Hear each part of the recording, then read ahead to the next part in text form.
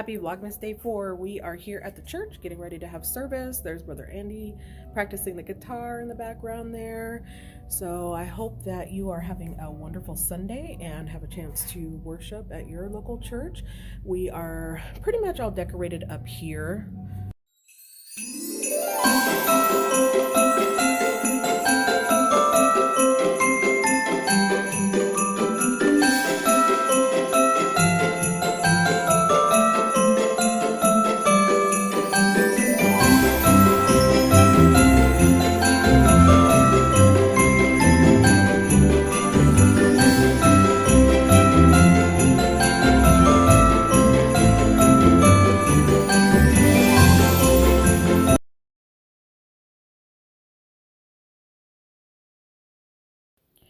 I am getting ready to wind some bobbins, so I thought I would show you how I do it. I don't know about you, but on my industrial machine, my bobbin winder never worked all that well. And then I went ahead and purchased an automatic bobbin winder, and it died in probably about 10 months or so. It was definitely before the first year of having it. So then I was watching another maker's video, and they were winding bobbins with their drill. They just attached a chopstick, and I thought, oh, that is genius. So I asked my husband if I could borrow his drill, and we just share. So I add a chopstick in there, put my bobbin in, wind it, and as you can see, it goes super duper fast. The main thing to keep in mind when you're winding your bobbins is to have your thread going straight up and down. That way when it zigzags back and forth, it will wind the bobbin evenly.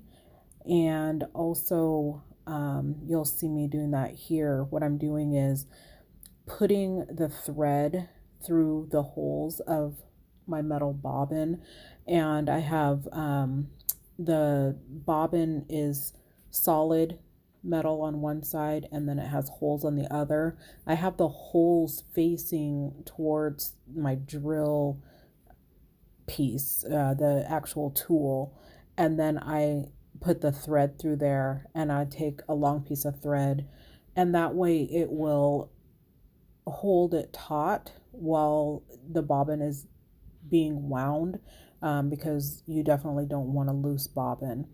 And for my machine, it does not like a super full bobbin, so I stop just before it gets full, and that way it'll fit in my case and stitch properly.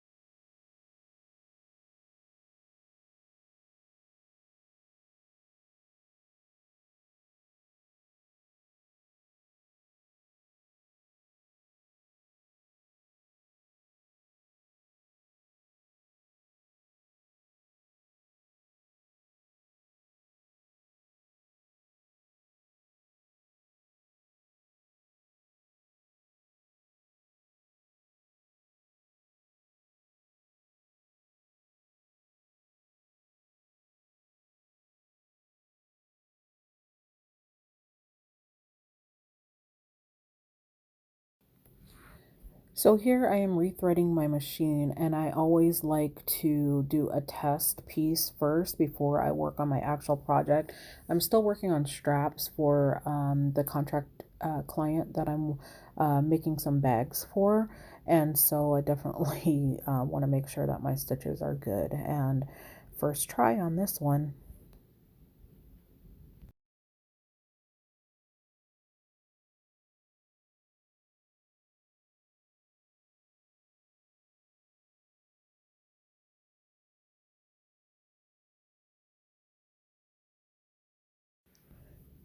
This is a hump jumper, and I use this quite often. I usually try to have it right by my machine at all times.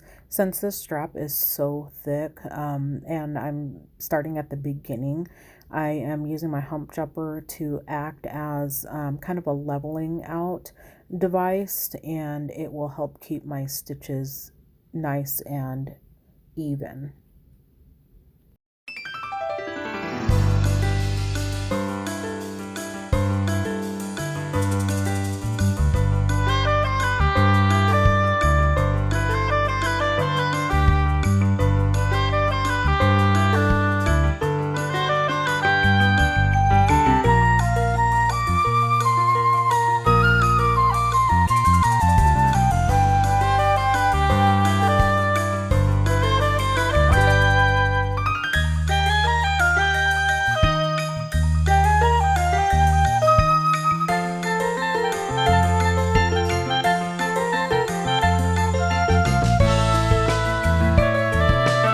So here I changed the angle of my phone to shoot a little bit at a different angle. Hopefully you can see more of the sewing part.